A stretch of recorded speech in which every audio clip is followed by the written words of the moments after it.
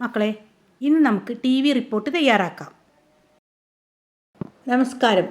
കാട്ടിൽ കായികോത്സവം നടക്കുന്ന കിങ്ങിണിക്കാട്ടിലെ കറുകപ്പുൽ മൈതാനത്തിൻ്റെ സമീപത്തുള്ള കാട്ടുചോലക്കരികിലാണ് ഞാനിപ്പോൾ നിൽക്കുന്നത്.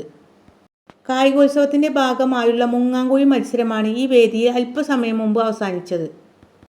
ചിന്നനാമ, വമ്പൻ മുതല, കുഞ്ഞൻ നീർക്കോലി തുടങ്ങിയ കാട്ടിലെ മുങ്ങാങ്കുഴി വിദഗ്ധരെല്ലാം പങ്കെടുത്ത മത്സരമായതുകൊണ്ട് കാട്ടുചോലക്കിരുപുറവും മത്സരം തുടങ്ങുന്നതിന് ഏറെ നേരം മുമ്പ് തന്നെ കാണികളെ കൊണ്ട് നിറഞ്ഞിരുന്നു.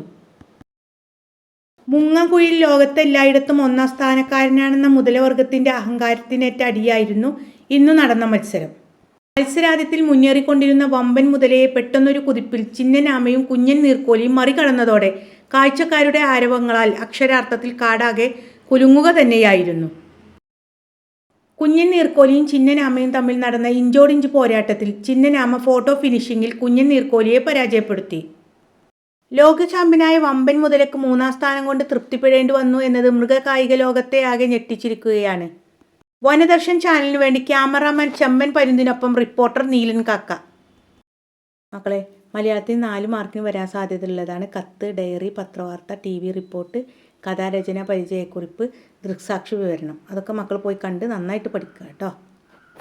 മക്കളെല്ലാവരും ലൈക്ക് ചെയ്യാനും അതുപോലെ തുടർന്നുള്ള ക്ലാസ്സുകൾ ലഭിക്കാൻ വേണ്ടിയിട്ട് സബ്സ്ക്രൈബ് ചെയ്യാനും മറക്കരുതേ. Thanks for watching.